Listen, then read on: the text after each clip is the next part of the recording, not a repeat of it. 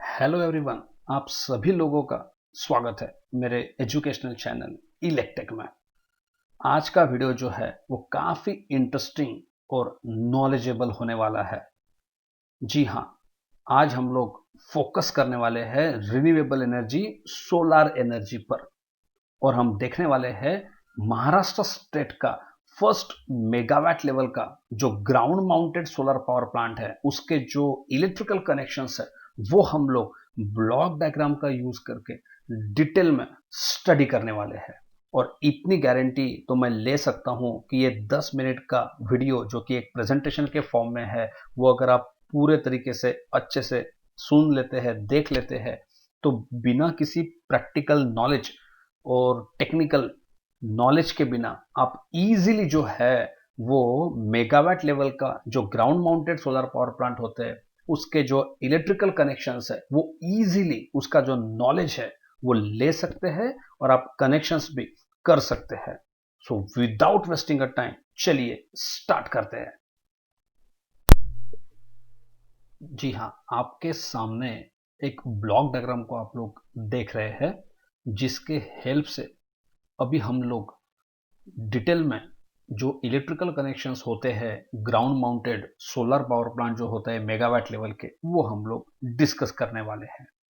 देखिए, कुछ ऐसे की नोट्स मैं आपके साथ अभी ये ब्लॉक डायग्राम का यूज करके डिस्कस करने वाला हूं, जिसके लिए आपको प्रैक्टिकल एक्सपीरियंस ही लेना पड़ेगा। विदाउट टेकिंग प्रैक्टिकल एक्सपीरियंस आप लोग ये पॉइंट्स को बिल्कुल भी नहीं समझ पाओगे। तो देखिए, इसीलिए ये रिक्वेस्ट है मेरी आपसे कि आप ये जो स्लाइड है जिसमें ब्लॉक डायग्राम आप देख रहे हैं वो अच्छे से कंसंट्रेशन से आप लोग देखिए, ताकि आप डिटेल में नॉलेज ले सके। तो चलिए स्टार्ट करते हैं। देखिए, अगर आप ये ब्लॉक डायग्राम को अच्छे से देख रहे हैं तो आपको टोटल 10 ब्लॉक, 10 ब्लॉक्स आप लोग देख सकते हैं, जिसमें से फर्स्ट ब्लॉक जो है वो है सेल। और वहां से स्टार्ट होके आप लास्ट ब्लॉक अगर देखोगे तो सबस्टेशन या फिर ग्रिड आपको दिखाई दे रहा है। तो देखिए, उसमें से स्टार्टिंग के जो 5 ब्लॉक्स है वो सबसे ज्यादा इंपॉर्टेंट है। आप लोग देख सकते हैं, सबसे पहले सेल आपको दिखाई दे रहा है, उसके बाद स्ट्रक्चर, नेक्स्ट आप देख सकते हैं एजीबी, अरे जंक्शन बॉक्स, नेक्स्ट आप लोग देख सकते हैं एसएमजेबी, स्ट्रिंग मॉनिटरिंग जंक्शन बॉक्स, और आपको नेक्स्ट दिखाई दे रहा है फिफ्थ ब्लॉक जो है इन्वर्टर। जी हाँ, ये जो ब्लॉक्स है सेल से लेके तो इन्वर्टर तक के ये जो 5 ब्लॉक्स है, उसके बीच में पूरा का पूरा डिजाइन जो है वो हम लोग सीख सकते हैं। आप लोग यकीन नहीं करेंगे, कोई भी ground mounted solar power plant जो होता है उसमें ये दो ब्लॉक सबसे ज्यादा इंपॉर्टेंट होते हैं, एक इन्वर्टर और एक सेल। और देखिए, सेल जो होता है ये सोलर पावर प्लांट का सबसे स्मॉलेस्ट यूनिट होता है और उतना ही इंपॉर्टेंट यूनिट होता है। तो सेल से स्टार्ट हम लोग अभी करेंगे और इन्वर्टर तक हम लोग जाएंगे। तो देखिए, सेल का जो रेटिंग है वो हम लोगों को सबसे पहले डिजाइन करते वक्त देखना होगा। जैसे कि यहाँ पे जो एग्जाम्पल हम लोगों ने लिया हुआ है उसमें आप लोग देख सकते हैं कि जो सेल है उसका जो रेटिंग है वो है 90 वोल्ट डीसी वोल्टेज और 1 एम्पियर डीसी करंट। जी हाँ, सेल है मतलब हम लोगों को डीसी सप्लाई हम लोगों को मिल सकता है। ये जो सेल है, जब वो स्टैंडर्ड रेडिएशन पे अगर वर्क करेगा तो उसका जो रेटिंग है उस हिसाब से हमको वो सेल से हम लोग आउटपुट ले सकेंगे, मतलब 90 वोल्ट डीसी वोल्टेज और 1 एम्पियर डीसी करंट हम लोग ले सकेंगे।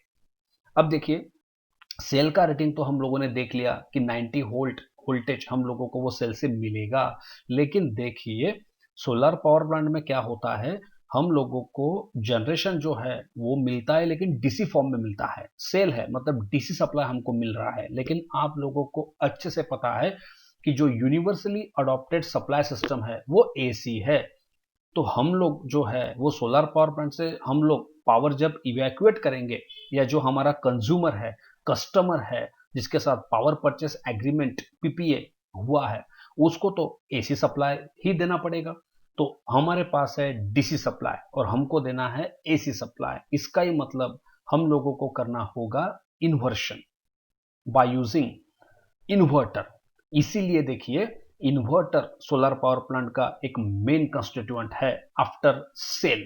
तो इसीलिए मैंने आप लोगों को यहाँ पे अभी अभी बोला था कि सेल और इन्वर्टर ये दो ब्लॉक सबसे इंपॉर्टेंट होते हैं और उसके बीच में ही पूरा का पूरा डिजाइन जो है वो रहता है। तो चलिए, हम लोगों ने सेल का रेटिंग अभी देखा कि 90 वोल्ट डीसी वोल्टेज और 1 एम्पियर डीसी करंट हमको मिल सकता है, रेटेड वैल्यू है। अब देखिए, इन्वर्टर का भी खुद का रेटिंग होता है इन टर्म्स ऑफ वोल्टेज, वो इंपॉर्टेंट होता है। देखिए, वोल्टेज को ही कंसिडर करना है। इन्वर्टर का जो रेटिंग है, देखिए इन्वर्टर को हमको डीसी सप्लाई देना होगा, तब जाके इन्वर्टर इन्वर्शन करके आउटपुट में हम लोग इन्वर्टर के एसी सप्लाई ले सकते हैं। तो कितना डीसी हम लोगों को देना होगा इन्वर्टर को ताकि वो फेवरेबल वर्क कर सके, ऑप्टिमम कैरेक्टरिस्टिक हम लोगों को उसके मिल सके और इजीली इन्वर्शन होके, एफिशिएंट इन्वर्शन होके हम लोग एसी सप्लाई इन्वर्टर से ले सके, ये इंपॉर्टेंट होता है। तो यहां पे एग्जांपल में आप देखिए, इन्वर्टर जो ब्लॉक है वो ब्लॉक के नीचे आप लोग देख सकते हैं 720 वोल्ट आप लोगों को दिखाई दे रहा है। इसका ही मतलब ये है कि इन्वर्ट देखिए, सम प्लस माइनस 5 और 10% टॉलरेंस इज ऑलवेज देयर, लेकिन हम लोग विदाउट एनी कंफ्यूजन एक नंबर को लेके चल रहे हैं। तो इन्वर्टर को यहाँ पे जो एग्जांपल हम लिया हुआ है उसमें 720 वोल्ट ये इन्वर्टर को मिलना चाहिए डीसी सप्लाई, तब जाके प्रॉपरली फंक्शनिंग वो इन्वर्टर करेगा और आउटपुट में हम लोगों को एसी सप्लाई मिल पाएगा। तो अब देखिए, इन्वर्टर को चाहिए 720 वोल्ट डीसी वोल्टेज इनपुट में, और हम लोगों के पास जो सेल में बनेगा स्टैंडर्ड वो है 90 वोल्ट डीसी वोल्टेज। तो इसके ही बीच में पूरा डिजाइन रहेगा।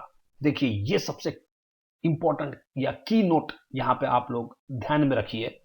मैं और एक बार डिस्कस कर रहा हूं, इन्वर्टर को चाहिए डीसी सप्लाई जो कि 720 वोल्ट होगा, और हम लोगों के पास सेल में जो दिखाई दे रहा है जो फर्स्ट ब्लॉक है वो है 90 वोल्ट। तो हम लोगों को क्या करना होगा, इन्वर्टर को 720 वोल्ट जो चाहिए वो अवेलेबल करा के देना होगा। तो बिल्कुल सिंपल है। देखिए, सेल में 90 वोल्ट है तो हमको 720 वोल्ट इन्वर्टर को इनपुट में देना है, तो डेफिनेटली हम लोगों को जो कनेक्शन यूज करने पड़ेंगे आफ्टर सेल वो सीरीज में यूज करने पड़ेंगे। तो देखिए, सीरीज में सेल जो होते हैं सोलर पावर प्लांट में, उसको सबसे पहले सीरीज में कनेक्ट किया जाता है और कोशिश की जाती है कि इन्वर्टर की जो डिमांड है रिगार्डिंग वोल्टेज वो कैटर कर सके, फुलफिल हो सके। तो कभी भी देखिए, जब हम लोग डिजाइन करेंगे सोलर पावर प्लांट को तो हम लोगों को सेल का रेटिंग कंसिडर करके इन्वर्टर को जितना डीसी वोल्टेज चाहिए उतना हम लोगों को लाना होगा, और उसी के लिए हम लोग सोलर पावर प्लांट में एक ब्लॉक जो है वो इंट्रोड्यूस्ड करते हैं, और वो होता है स्ट्रक्चर। जी हाँ, हम लोग स्ट्रक्चर किसके लिए यूज करते हैं? Structure is generally use to cater the demand of inverter regarding the voltage by using cells। तो देखिए, एक सेल का वोल्टेज 90 वोल्ट आप देख सकते हैं। तो अगर आप 8 cell total 8 number of cells अगर आप सीरीज में कनेक्ट करोगे तो 720 वोल्ट वोल्टेज जो इन्वर्टर को चाहिए वो इजीली अवेलेबल होगा, क्योंकि आप लोगों को पता है सीरीज कनेक्शन के कैरेक्टरिस्टिक क्या होते हैं। सीरीज कनेक्शन जब हम लोग सेल का करते हैं या बैटरी का करते हैं तो वोल्टेज ये राइज होता है, बढ़ता है और एडेबल होता है, और करंट जो है वो सेम रहता है। देखिए, करंट ये इशू नहीं है, वोल्टेज इशू है। तो हम लोगों को किसी भी तरह 720 वोल्ट लाना है, तो इसीलिए 8 नंबर ऑफ सेल्स जो है वो सीरीज में हम लोगों ने यहाँ कनेक्ट किए हुए हैं और एक स्ट्रक्चर हम लोगों ने बनाया है। तो इस तरह से मुझे ऐसा लगता है कि आपको सोलर पावर प्लांट में स्ट्रक्चर जो है वो क्यों यूज करते हैं ये समझ आ चुका है। तो स्ट्रक्चर का मेन काम, मेन फंक्शन ये क्या होगा, सेल को सीरीज में इस तरह से कनेक्ट करे ताकि उतना वोल्टेज डेवलप हो जाए जितना इन्वर्टर को चाहिए। यहाँ पे 720 वोल्ट मुझे चाहिए था इन्वर्टर के लिए, और मेरे पास एक सेल का 90 वोल्ट था, इसलिए मैंने 8 ये नंबर लिया, क्योंकि 90 मल्टीप्लाई बाय 8 इजीली 720 वोल्ट आपको मिलेगा। तो इस तरह सीरीज कनेक्शन स्टार्टिंग में सोलर पावर प्लांट में स्ट्रक्चर लेवल पे क्यों यूज करते हैं ये शायद आपको समझ में इजीली आया होगा। और करंट तो 1 एम्पियर ही रहेगा क्योंकि एक सेल का 1 एम्पियर है। तो अगर आपने 8 सेल को सीरीज में कनेक्ट किया है तो सीरीज में करंट सेम होता है। तो इस तरह से स्ट्रक्चर जो है उसमें 1 एम्पियर ही आपको मिलेगा, लेकिन वोल्टेज जो है वो बढ़ गया, 720 वोल्ट हमको मिल चुका है। और इस तरह अगर पावर कैलकुलेट करना है स्ट्रक्चर लेवल पे तो हम लोग कर सकते हैं। 720 वोल्ट मल्टीप्लाई 1 एम्पियर हम लोग करेंगे तो हमको 720 वैट इतना पावर मिलेगा। क्योंकि आप लोगों को पता है कि डीसी सिस्टम में पावर कैलकुलेट करना है तो V इंटू आई, बिल्कुल सिंपल है। वोल्टेज मल्टीप्लाई बाय करंट करके हम लोग इजीली पावर को कैलकुलेट कर सकते हैं। पावर फैक्टर कोई रोल प्ले नहीं करेगा। तो इस तरह से 720 वैट इतना पावर हम लोगों को एक स्ट्रक्चर में मिला है। और वोल्टेज है 720 वोल्ट, जितना कि इन्वर्टर को चाहिए उतना डेवलप हो चुका है। और करंट है 1 एम्पियर। तो इस तरह से देखिए हम लोग स्ट्रक्चर तक आ चुके हैं। अब देखिए अगर आप स्ट्रक्चर ये ब्लॉक को देख रहे हैं तो 720 वोल्ट उसमें मेंटेन है, लेकिन सेम 720 वोल्ट अभी हम लोगों को कहां तक मेंटेन रखना है, इन्वर्टर तक मेंटेन रखना है। क्योंकि इन्वर्टर को 720 वोल्ट चाहिए तो हमको वोल्टेज मेंटेन रखना है, कांस्टेंट रखना है। और यही रीजन है कि सोलर पावर प्लांट जो होते हैं उसमें एक बार इन्वर्टर को जितना वोल्टेज चाहिए उतना अगर डेवलप हो जाता है तो उसके बाद पैरेलल कनेक्शंस को यूज करते हैं ताकि वोल्टेज ये कांस्टेंट रहे, इन्वर्टर तक कांस्टेंट रहे आफ्टर स्ट्रक्चर। और फिर करंट को हम लोग बढ़ा के पावर को इजीली बढ़ा सकते हैं। क्योंकि देखिए पावर तो हमको बढ़ाना ही है, क्योंकि 720 वाट है तो काफी लो लेवल पावर है, तो हमको धीरे धीरे पावर लेवल को बढ़ाना है। लेकिन वोल्टेज को कांस्टेंट रख के हमको ये काम करना है। तो देखिए पावर का फॉर्मूला डीसी साइड है तो V इंटू आई होगा। तो आप वोल्टेज को आप लोग नहीं चेंज कर सकते, कांस्टेंट रखना है। लेकिन करंट को तो बढ़ा सकते हैं हम लोग और पावर इजीली बढ़ेगा। करंट को बढ़ा के हम लोग पावर बढ़ा रहे हैं, वोल्टेज भले कांस्टेंट है। तो आप देखिए पैरेलल कनेक्शन ही हमको करना पड़ेगा फिर, क्योंकि पैरेलल कनेक्शन में ही ये कैरेक्टरिस्टिक हमको मिलेंगे जिसमें वोल्टेज एक कांस्टेंट और करंट हम लोगों को मल्टीप्लाई होते हुए दिखेगा और पावर हम लोग बढ़ा सकते हैं। इसीलिए देखिए स्ट्रक्चर के बाद इन्वर्टर तक जितनी भी ब्लॉक्स और टर्मिनोलॉजी या मिड लेवल्स आप यहाँ पे देखोगे उसमें हर जगह पे पैरेलल कनेक्शंस ही यूज किए हुए हैं। और प्रैक्टिकली ऐसा ही होता है। तो इस तरह से देखिए आफ्टर स्ट्रक्चर हम लोगों ने क्या किया है, देखिए तो एक स्ट्रक्चर का अभी हमने देखा कि वोल्टेज 720 वोल्ट और 1 एम्पियर आपको करंट दिखाई दे रहा है। तो अभी हम लोगों ने क्या किया है, 6 स्ट्रक्चर जो है वो पैरेलल में कनेक्ट किए हैं। अब देखिए एक स्ट्रक्चर का 720 वोल्ट वोल्टेज है, तो अगर आप 6 स्ट्रक्चर को अगर पैरेलल में कनेक्ट करते हैं तो वोल्टेज जो है वो तो सेम ही रहेगा, पैरेलल में वोल्टेज कांस्टेंट रहता है, लेकिन करंट बढ़ेगा। तो इस तरह से आप देखिए अगर आप एजीबी ये ब्लॉक को देख रहे हैं जो कि आफ्टर स्ट्रक्चर आप लोगों को दिखाई दे रहा है, एजीबी का लॉन्ग फॉर्म मैं आपको बता दूं, एरे जंक्शन बॉक्स। एजीबी का लॉन्ग फॉर्म है एरे जंक्शन बॉक्स। जी हाँ, तो एक एजीबी ये किस तरह से बना हुआ है, 6 स्ट्रक्चर से बना हुआ है। जी हाँ, अगर आप 6 स्ट्रक्चर को पैरेलल में कनेक्ट करते हो तो आपको एक एजीबी ये मिल रहा है। तो देखिए एक स्ट्रक्चर से 720 वोल्ट है तो 6 स्ट्रक्चर से भी 720 वोल्ट ही मिलेगा आपको, क्योंकि पैरेलल में कनेक्शन अगर आप करते हैं तो वोल्टेज ये सेम ही रहता है, लेकिन करंट मल्टीप्लाई हो जाएगा। एक स्ट्रक्चर का 1 एम्पियर आपको दिखाई दे रहा है तो देखिए 6 स्ट्रक्चर का कितना होगा, 6 एम्पियर, 6 एम्पियर। इस तरह से देखिए एजीबी जो बॉक्स है एरे जंक्शन बॉक्स, उसके नीचे आप देख सकते हैं 720 वोल्ट लिखा हुआ है और 6 एम्पियर इतना एम्परेज है, डीसी करंट है। तो इस तरह से देखिए अगर आप अभी पावर कैलकुलेट करते हैं तो V into I 720 multiply by 6 हम लोगों को पावर मिल रहा है 4320 वैट। इस तरह से देखिए हम लोगों का वैटेज पावर भी बढ़ गया और वोल्टेज भी हम लोगों ने कांस्टेंट रखा है जितना इन्वर्टर को चाहिए। तो लेकिन ये कैसा हो सका है, पैरेलल कनेक्शन का यूज करके पॉसिबल हो रहा है। तो इस तरह से देखिए कि हम लोग सेल से स्ट्रक्चर और स्ट्रक्चर से कहां तक आ चुके हैं, एजीबी तक आ चुके हैं, अरे जंक्शन बॉक्स तक आ चुके हैं। अब देखिए एजीबी तक हम तो आ चुके हैं, लेकिन आफ्टर एजीबी हमको और वैटेज बढ़ाना है, पावर बढ़ाना है, वोल्टेज को कांस्टेंट रख के। तो हमने क्या किया हुआ है, एक एजीबी का आपने देखा है कि 720 वोल्ट वोल्टेज और 6 एम्पियर करंट है। तो ऐसे कितने एजीबी हम लोगों ने यूज किए हैं, total 8 numbers of AJBs array junction box हम लोगों ने यूज किया है और पैरेलल में कनेक्शन किए हैं।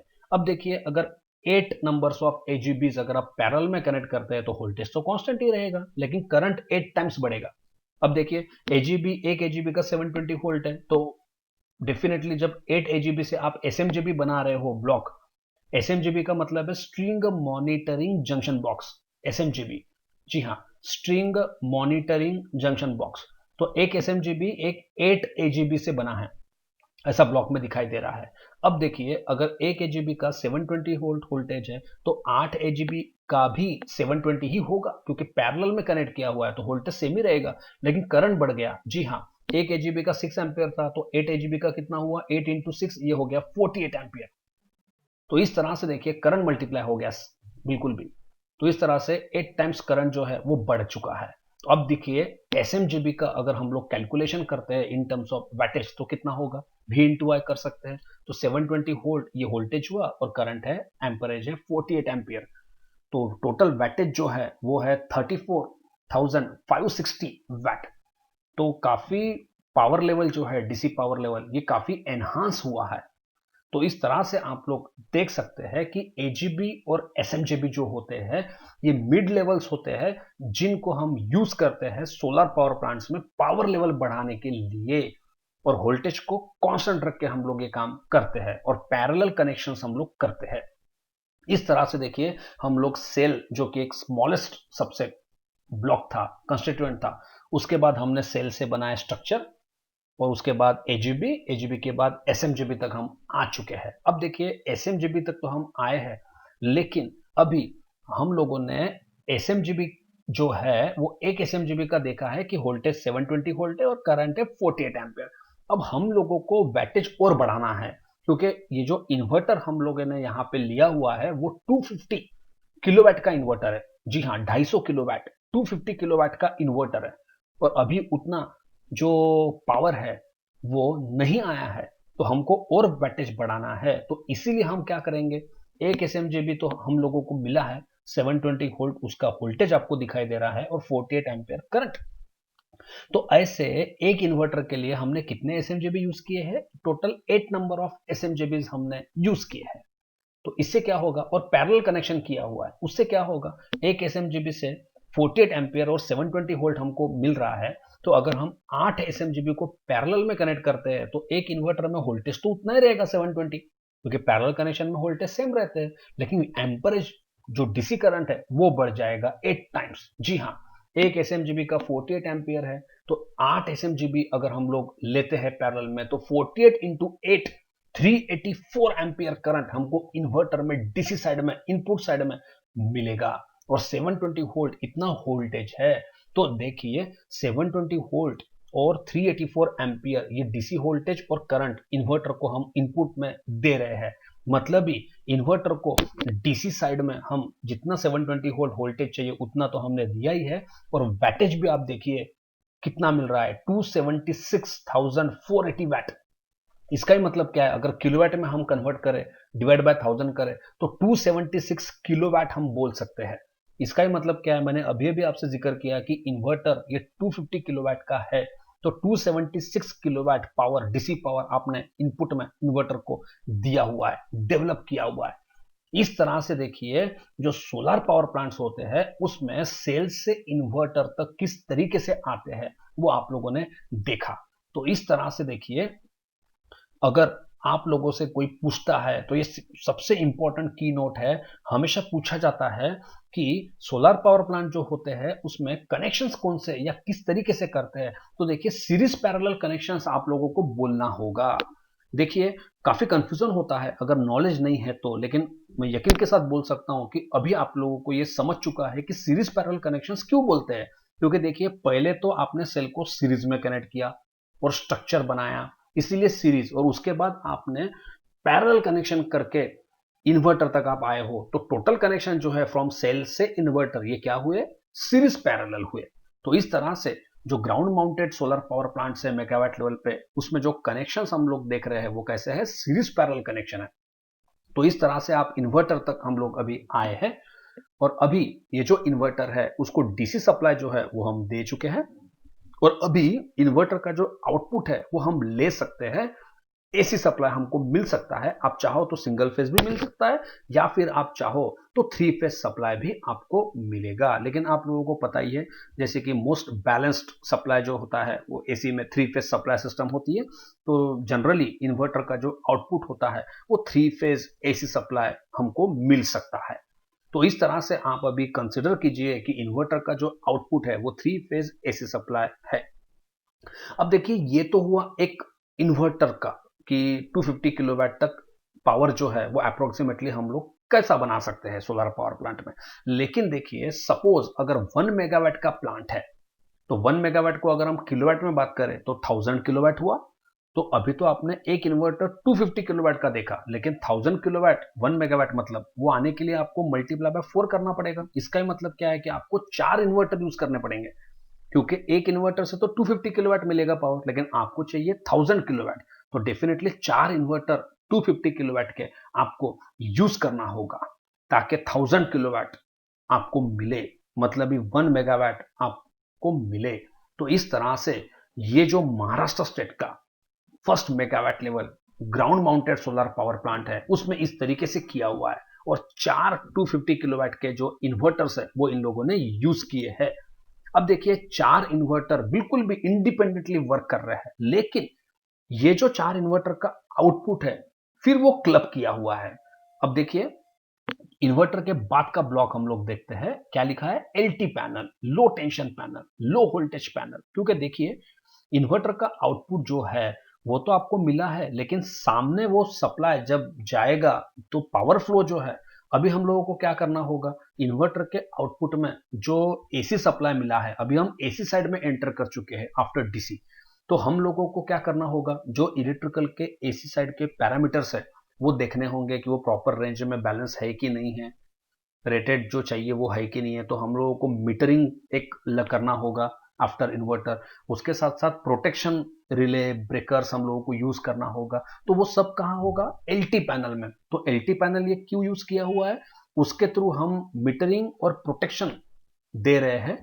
और इस तरह से ये जो 3 फेज सप्लाई है, 415 वोल्ट 3 फेज एसी सप्लाई जो है आफ्टर इन्वर्टर, वो एक एलटी पैनल के थ्रू, जिसमें 4 सेक्शन होंगे, 4 इन्वर्टर के 4 आउटपुट हम लोग एलटी पैनल को देंगे, और वो एलटी पैनल के थ्रू सप्लाई कहा जाएगा पावर ट्रांसफार्मर को। जी हाँ, अब देखिए, यहां पे हम जो पावर इवैक्यूएट करना चाह रहे हैं वो डिस्कॉम को करना चाह रहे हैं, डिस्ट्रीब्यूशन का जो सबस्टेशन है उनको करना चाह रहे हैं। अगर पीपीए जो है, पावर परचेस एग्रीमेंट, वो डिस्कॉम के साथ हुआ है तो आपको 33 केवी लेवल पे या 22 केवी पे या 11 केवी पे आप लोगों को इवैक्यूएट करना पड़ेगा पावर को। और अगर ट्रांसमिशन के साथ अगर आपका पीपीए हुआ है तो फिर डेफिनेटली हायर देन 33, मतलब 66 केवी, 132 केवी, 220 केवी या 400 केवी पे भी आपको पावर इवैक्यूएट करना होगा।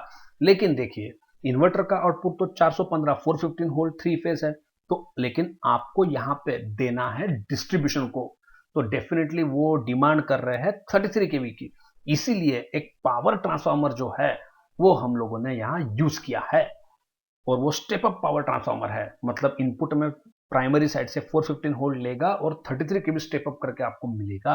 तो इस तरह पावर ट्रांसफार्मर यूज करके 33 केवी सप्लाई जो है वो, उसके बाद एसटी पैनल के थ्रू, मतलब अगेन हम लोग मीटरिंग करेंगे, पूरे पैरामीटर्स को वॉच करेंगे, और प्रोटेक्शन के थ्रू, सुटेबल रिलेज और ब्रेकर्स के थ्रू एसटी पैनल्स में यूज करके वो जो पावर ट्रांसफार्मर का आउटपुट है 33 केवी सप्लाई, वो हम लोग 3 फेज 33 केवी सप्लाई एसटी पैनल के थ्रू मीटरिंग क्यूबिकल मतलब ये एक आप समझ सकते हैं एक्सपोर्ट इंपोर्ट मीटर होता है। एक क्यूबिकल होता है जिसके अंदर एक export import TOD, time of a day specialised meter यहां पे ये लोग यूज करते हैं।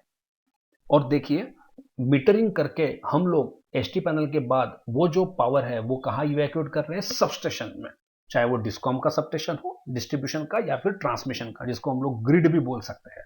तो इस तरह से देखिए, हम लोग सेल से ग्रिड तक किस तरीके से आ रहे हैं वो आप लोगों को समझ चुका है। बिल्कुल भी सिंपल वे से ब्लॉक डायग्राम का यूज करके हम लोगों ने देखा कि सोलर पावर प्लांट्स में मोस्ट इंपॉर्टेंट होता है सेल, और उसके बाद इन्वर्टर, और इन्वर्टर का जो वोल्टेज होता है, वोल्टेज रेटिंग होता है, उसे देख के ही पूरा प्लांट ये डिजाइन होता है।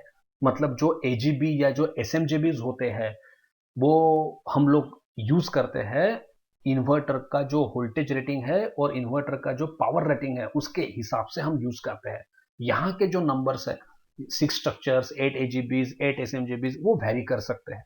आप अपने हिसाब से इन्वर्टर के रेटिंग के हिसाब से, आपके सेल के रेटिंग के हिसाब से ये वैरी होगा, लेकिन बेसिक स्कीम आप लोगों को शायद अच्छे से समझ चुकी है।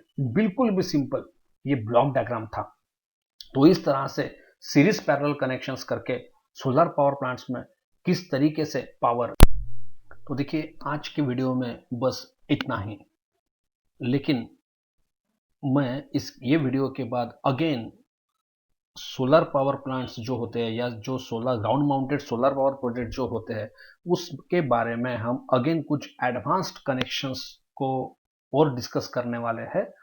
और उसके साथ साथ जो solar power plant megawatt level पे जो सोलर पावर प्लांट्स जो होते हैं, जो बड़े प्रोजेक्ट्स लेवल होते हैं, उससे रिलेटेड कुछ इंपॉर्टेंट इंटरेस्टिंग फैक्ट्स जो है वो हम प्रोजेक्ट से रिलेटेड डिस्कस करने वाले हैं। तो आप बने रहिए मेरे एजुकेशनल चैनल इलेक्ट्रिक के साथ। अगर वीडियो पसंद आया हो, प्रेजेंटेशन पसंद आया हो, तो वीडियो को लाइक करना ना भूले और जितना हो सके उतना शेयर जरूर करें। और अगर आपको मन में कुछ डाउट्स है तो मुझे कमेंट करके पूछे, ताकि उसका जो डिस्कशन है आपके क्वेश्चंस का वो हम कर सके। Thanks for watching.